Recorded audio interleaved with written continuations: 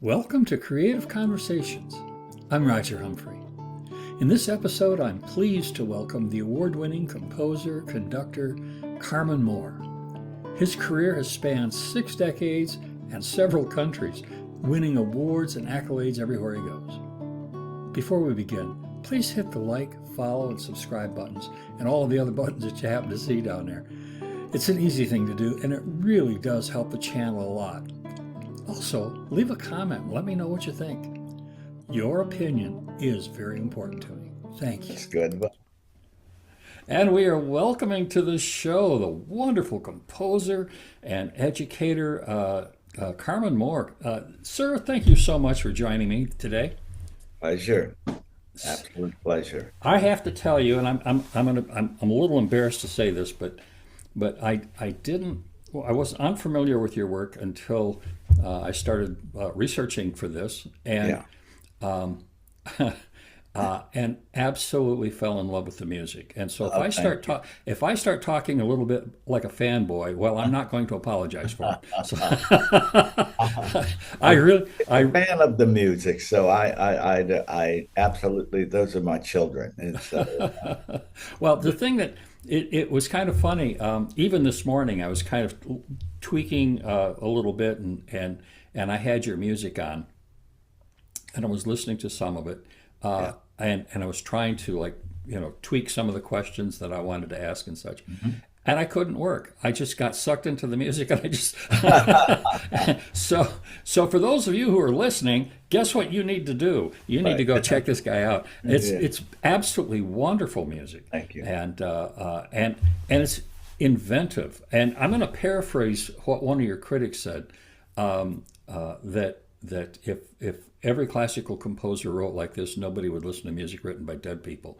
And and I, Right. Who was the, yeah, and I don't remember who it was, and I know this it's not a direct quote, but anyway, um, I loved it. I yeah, thought, yeah, that makes sense. And I was talking to my wife about it. My wife is not a musical person, yeah. and so when she hears me listening to some of the modern music, she just kind of turns it out. She just doesn't care for it. It's very angular, and I told her, I said, you're going to like this guy. Oh, that's nice. That's nice. So And you've been doing this a minute or two. yes, right. I actually, my mother played piano, and but she also had 8 children. I was the oldest of them. So I got the benefit of hearing her dash to the upright piano and play something fast. Um, she uh, had a subscription to Etude magazine, Oh, I which, remember that magazine. yeah, they used to just publish gangs of pieces. You know, Uh they're huh. generally fairly sweet. You know, Uh huh. items rather than being a challenge. But at any rate, she would do that, and then she'd chase some child, and then next thing I know, if any breaks she got, she was at the keyboard, and so I just she didn't have time to teach me as such, but that she taught me really well, and was I felt I had paid her off, and she had paid me off when Pierre Boulez performed my Wildfires and Field Songs with the New York Philharmonic at Lincoln Center, Wow. and she was there, and John Lennon and Yoko Ono were in the crowd, Wow. and my friend Robert Redford was there with his wife, and it's like, and there was, yeah, Uh, my mom, Yeah, how wonderful that is. yeah, That's just absolutely extraordinary to be able to do that. yeah, I have a friend, Tigran Shiganyan, who's actually been on the show, hmm, and he's a violinist and a conductor, wonderful conductor, and is the conductor of the state orchestra of Uzbekistan. uh-huh, And great, and his mother is a composer. Her name is Dilaram Saidamanova, and I always get my accent wrong on that, but that's my Americanism. But Yeah. they did. He did a few years ago. He did an entire CD. He conducted and performed an entire CD of just his mother's music, and Oh, it won a bunch of awards in Europe. It was really great. So I just think that something like that when it could come around like that, I think it's oh God. wonderful. Yep. Yep. Absolutely. So so you write. You write chamber music. You write orchestral music, as you were just That's indicating right. here. Yeah. You've written dance music, Yeah. With, yeah. Right. With traditional ballet or modern. both. I actually was back in the day. Everything's back in the day. I hear you there. You know what I'm going to say. Um, Soon as I uh, say when I was your age, my grandkids roll their eyes so hard they get a sore oh God. throat. Oh no. Okay. All right. All right. Um, but uh, what was oh yeah. I actually had met Lincoln Kirstein and I was a music critic for the Village Voice, so Okay. I found myself meeting all kinds of people. W.H. Auden Wow. and Auden introduced me to what did I say Lincoln Kirstein and he of course was high up was one of the inventors of the New York City Ballet. Okay. So they commissioned me to do a piece, but Robert Irving, who was the conductor of the orchestra, was just so incensed that anybody would bring this young guy in to to do what he had hoped he would be, and that is, you know, composer for the ballet orchestra. So I did this piece for the ballet. It has never been heard before, but someday I'm going to pull it out and find an orchestra to play it. But that and then at Juilliard, uh,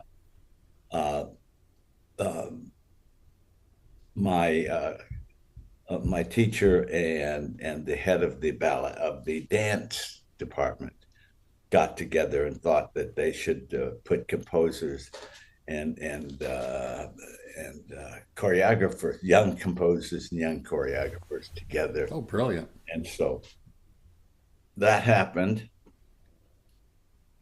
and so I really got very much into writing for dance at that point, and at years later ended up as um, with Martha. What's Martha's last name? At any rate, the American Dance Festival, which met yearly and still meets yearly, on the Duke campus. And so I was the conductor of that and music director of that, putting composers, young composers with young choreographers, and then conducting at a certain point. So yeah, I spent a lot of time with dance, and So how is composing for dance different than, say, chamber music or orchestral like concerti or what have symphonies? yeah.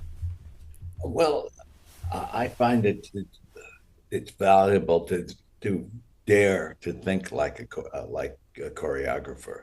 In Oh, other words, in a situation in which the movement the movement of the body is one of the instruments in the ensemble, okay. and so you find yourself that it might be a section in which you are Orchestral and chamber. yes, but to the extent that you uh, know what roughly what the dance is going to be about, or uh, um, what if they're doing a lot of leaping and jumping and whatever, you just assume that you're going to have your instrumental phrases amplify that, or you know. So it's like they become instruments in your ensemble. So, do you work quite I mean, closely with by the? they, I mean the dancers and the dance phrase. I understand. Do you work Even really though you close? don't even know exactly what it's going to be, you just presume. So, do you work real close with the choreographers? Generally, yeah, yeah, exactly. So, And I would. with choreographers that I know what they tend to do. Oh, gotcha. Yeah. So, now you have. I've been listening to some of your music, and like I said earlier, I love it. A couple of pieces. One piece that I found on YouTube, and I'm gonna. It's from last year's village trip, I think. Aropia was. Does that sound? Oh, wow. Yes, right. Yeah, And that's how. and the thing that struck me, I'm a guitar guy, Yeah. and so anyway, the thing that really struck me was that you had like two guitars and a mandolin and another instrument. I couldn't tell from the angle exactly if it was a mandolin or the whale or exactly what it was, Man, requinto something. But do you find it difficult to write for guitars? I mean, many composers I've spoken to just cringe. yeah, yeah. Well, it's hard if you are hmm, if you're fussy about things. Uh, for me, it's just what a guitar sounds like, and how you like a guitar to sound, Uh huh. and you just go there, and you're going to make mistakes and you get yourself a guitarist like Bill Anderson, my Yeah, your friend, to come in and ride herd. And generally, you're right. If you know what a guitar sounds like, and you know how you would like your guitar in the circumstance to sound, then you're in good shape, basically. gotcha. I thought it was a lovely piece. The little bit that I heard, and that was another one of those. I was trying to listen to that while I was trying to work on this, and I Yeah, just, I just, I just had to right, stop and just listen to the music. So right, right. Yeah, it's beautiful, and you have a new piece coming out. Embrace the root. Is that correct? embracing the roots. Yes, Embracing the root. and that's a music theater piece that I've Oh, been writing with a Danish vocalist, Lotte Arnsbjerg, and she's brilliant. I trust her. I have trusted her to write lyrics, and she's Danish, uh, wow. so but her English is splendid, as happens with Scandinavians. That's It, true. it's like it's shocking what they and it's American English, and it's somehow he says, how do you know those things? I don't know that. Christine Prin was on about a year ago, Yeah. and from the Rudersdal. And she's from Denmark, Mm. and yeah, her English was terrific. I mean, and my Danish doesn't exist, so Mine doesn't either, and I've been going to that country constantly for years, but I didn't even try. And they understand. They understand that my not knowing. I know a few words and this and that. But at any rate, the piece, roughly speaking, is the saga of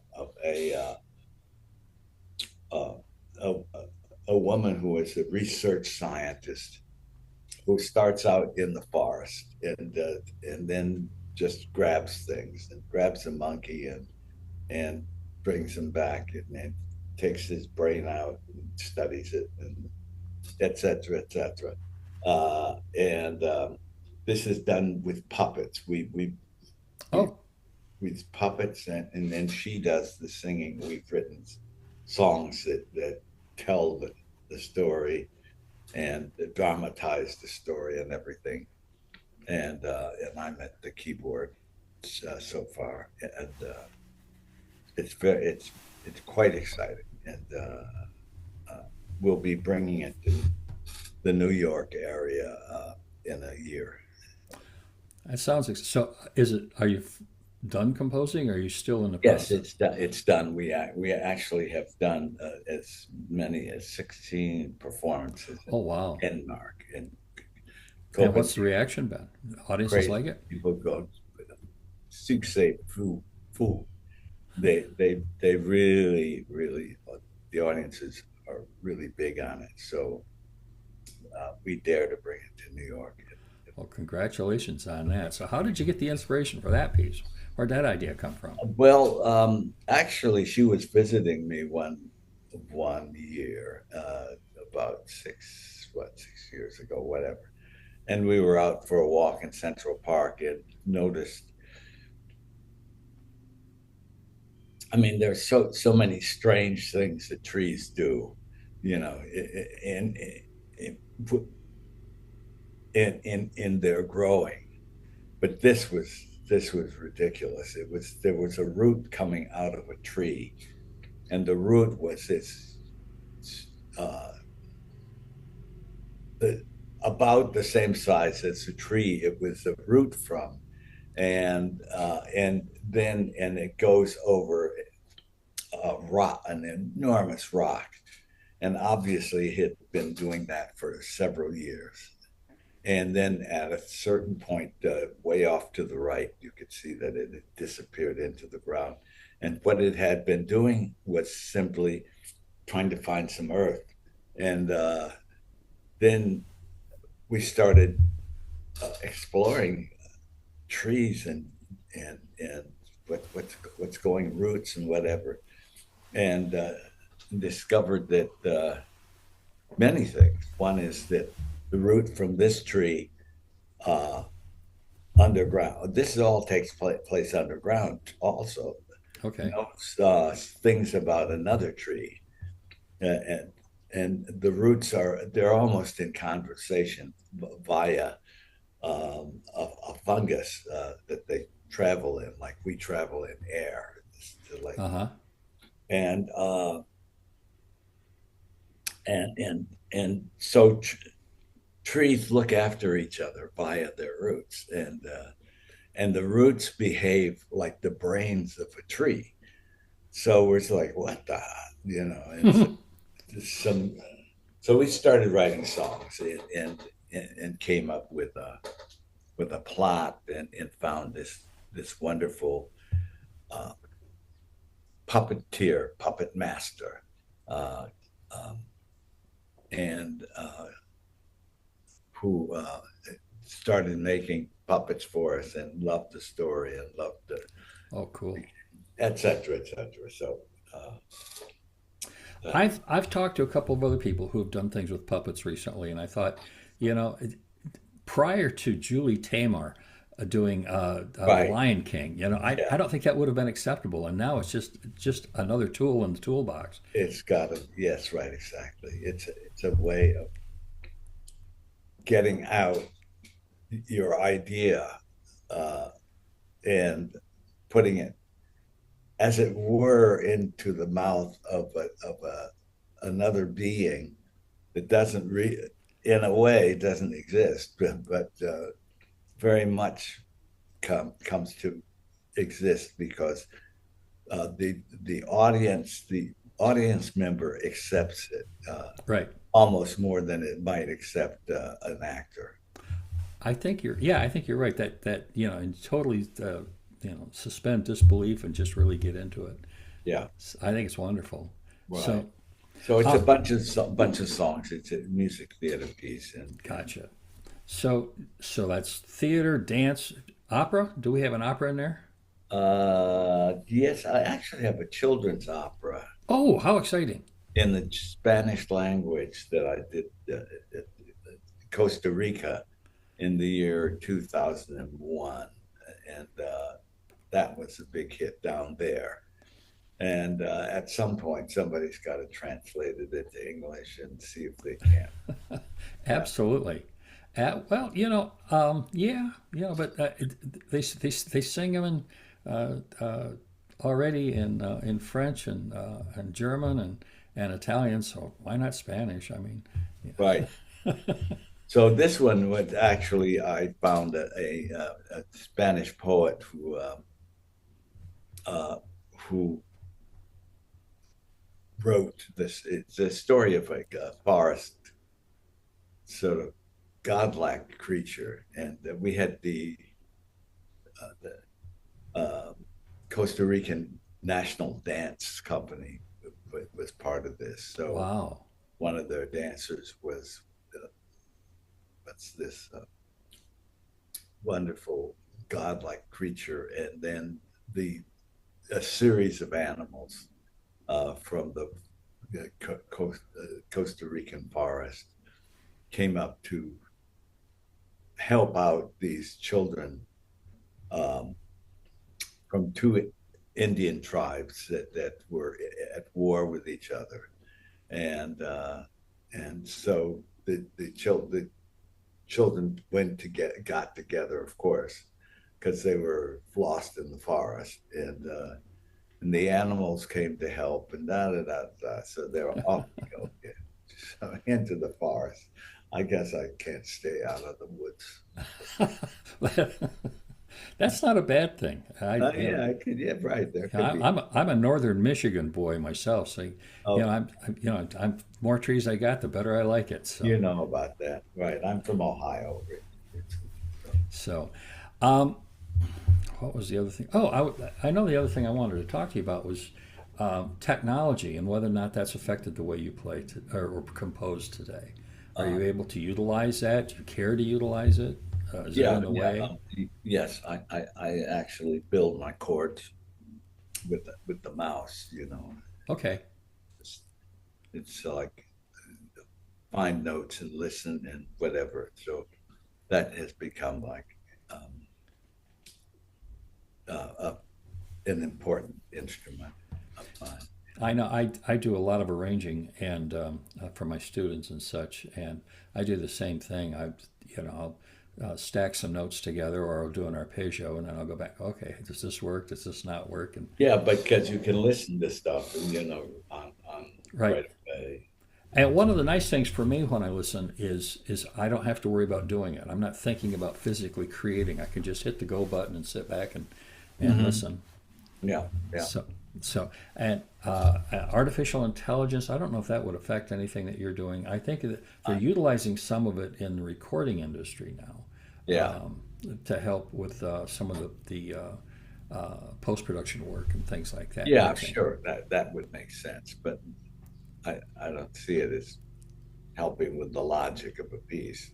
Yeah, I don't think it would either, other than I'm wondering if maybe through AI, I'm just wondering out loud right now if they won't come up with just better sounds.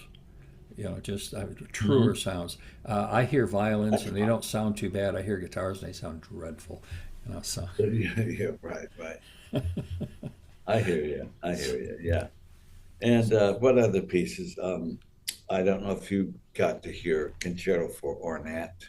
I was looking for it, couldn't find it. I Yeah, haven't heard it yet, but yeah, I did want to ask about that. And he was a friend of yours, Ornette Coleman. We're talking about, of course. yeah, right. Yes, dear friend. I got turned on to his music. Oh man, that was back. I still had hair. That had to be in late '60s, early '70s, something like that. And somebody had suggested to me that I listened to him, and I bought an album, and I said, "This is back when you buy albums and listen to the entire album." And Right. and I did, and I was just blown away. I didn't understand a lot of what he was doing, but I didn't care. It was it was Yeah, so good. right. It was like this is a terrible analogy, but if you remember in the '60s, there was a Japanese singer who sang the song. Oh, it was a Japanese love song, and it became a big hit in the United States. Sukiyaki, they called it, I think, Oh yeah. and it was all in Japanese, but it was a big hit. It was to me, it was the same thing. I said I had no idea what it was about, but I knew it was Right. important. And listening to Ornette was the same idea. I didn't understand the language, but I was really like drawn in. I thought it was very cool. Yeah, right. No, he's definitely an original, and um, uh, bless him. He just stayed with it, but he wasn't caustic about it. That it wasn't like it's me or or the highway. You Uh know, huh. it's just this is what I'm hearing, and therefore off we go. You know. Right. It's authentic. Yes, right. Very So very authentic. so it's a three movement concerto, and that I actually had hoped that he was going to play in it, and I wrote an alto saxophone part Uh that huh. exists, but he was going into his dementia, Oh, and I'm sorry. at that point, bit by bit, by bit by bit, and so he couldn't promise that he would even remember to come to the performance. He did come to the performance, which was by the Juilliard, new Juilliard ensemble. So you had another saxophone play his part then, Yes, with yes. him in the audience. But the part is written into the um, score, yeah, and so it is played. And the other part was to be improvised. I decided, okay, I find somebody to improvise uh, over.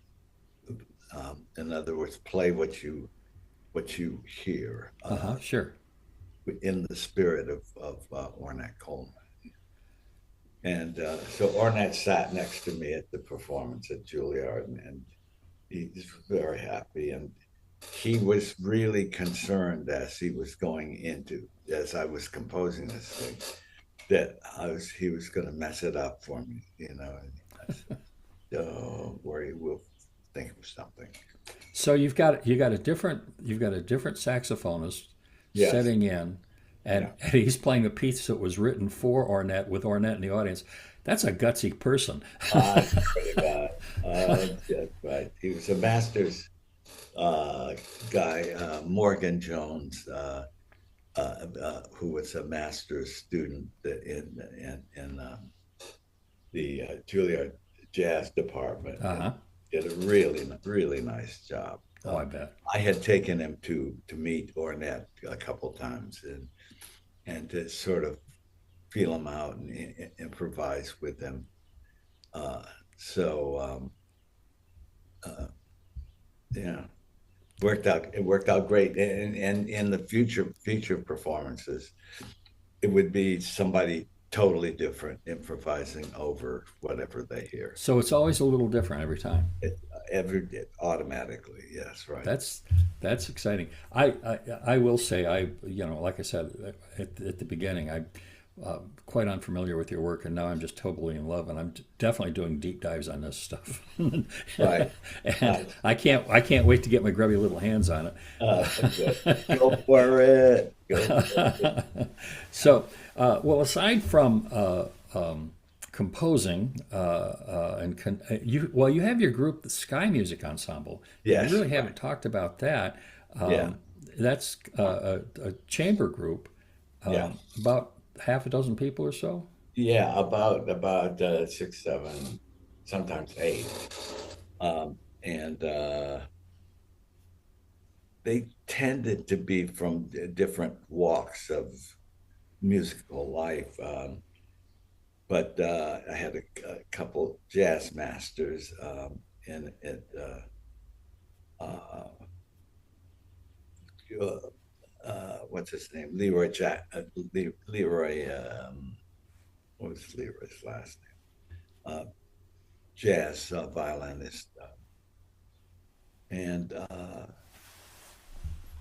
So well, you've got jazz Sam, players and classical players in. absolutely Sam Rivers, um, great saxophone master. Now, is this Leroy Jenkins is who I okay? was thinking about. Um, are is this kind of a set group, or is it kind of rotating players, or Well, they're basically the same players. I mean, Sam, I'm afraid, died, and Premik Russell Tubbs has become the new soprano saxophone slash flutist. okay? Now, But when you write for this group, do you write differently than you would for? I mean, aside from the fact that yes, it's chamber, but do you write differently than you would say even other chamber pieces?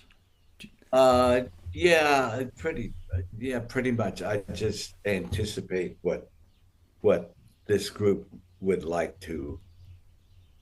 I mean, not what they would like to play, but what they would tend to play Uh huh. individually, and do the math in my head, the sound, Uh huh. like you would do with a symphony orchestra. It's like, Right. Right. what would all these people add up to, and have sections, but always sections in which they would individually improvise solos, and then even sections where they would improvise together after Oh something wow. I've written builds up to a certain point, and then there's an open section for them to expand on what they had just uh, played, written out, improvised, and then I find a way to put a cap on it at a certain point, and maybe go to another section, something like that. So, do you find that you utilize improvisation a lot, or is it just kind of in a small, only in a couple of pieces? Because we've talked about that. Yeah, no, just only in well, it's always available, uh, like but with Skymusic Ensemble, that was expected Ah, I always. see. Okay, I know that years ago Philip Glass kind of put his ensemble together because he didn't think he could get his music performed otherwise. Right. He's spoken of that in a couple of interviews. Was that kind of the idea behind this, or was this kind of a different idea? No, it's like when I was coming up in the late '60s and early '70s in New York. Uh, I lived downtown and was going to Juilliard uptown, and was and had got the job as a new music critic of the Village Voice. So I was hearing everybody's everything. So it was sort of. I decided wouldn't it be interesting to put together a group with everything in it, and then write write some music for them. So it was like an opportunity to expand on an idea that was, which it just came naturally out of the New York sort of soundscape or whatever. Gotcha. Everybody, it was just, even just walking down the street, you hear you know So, Latin music. do they perform often? Do you have a season? Yeah, Or? we performed a lot. We were music. Uh, um, what do you call it? In residence at St. John the Divine Cathedral Oh, great. for several years, and so we did. We had some followers from there, and then we started traveled and performed in the old city at Switzerland. What was the old? Oh God, Lucerne or no, it was da, da, da, the big city in Switzerland. Geneva? Geneva. Yeah, right. We performed there, and then we were performed at La Scala in Oh, Milan. wow. So I conducted in the Sky Music Ensemble there for for How Alvin cool is that? Ailey's choreography for a piece. That's absolutely wonderful. So, well, Maestro, believe it or not, we're about out of time. So I'm gonna. I wouldn't be the least bit surprised. I have enjoyed this so much, but and I could sit here literally and talk to you till supper time. But but I'm not going to subject you to that. I promise. I actually should mention one other piece, and Okay. that Madiba, which is Yes. the form follows the life of from birth to death of Nelson Mandela, and Oh. for symphony orchestra, and it sort of features a solo cellist Okay. as the voice and consciousness of Mandela, and Well, so I can direct people to your website, yeah, and additional information and connections to these pieces would be yeah, available there. I'm assuming. yes, right. Okay. Uh, there are a certain number of pieces that would be there. I tell people go down there to the description down below, and Yeah. there will be a link in the descriptions, and Okay, so great. so that people can find you, and then also other places. Like I said, I found you on YouTube and was just mesmerized by the music. So Oh, that's wonderful. I have to go check that out. well, sir, thank you so much. Pleasure, I'm Roger. so pleased to have met you and had this conversation. I hope we can do it again.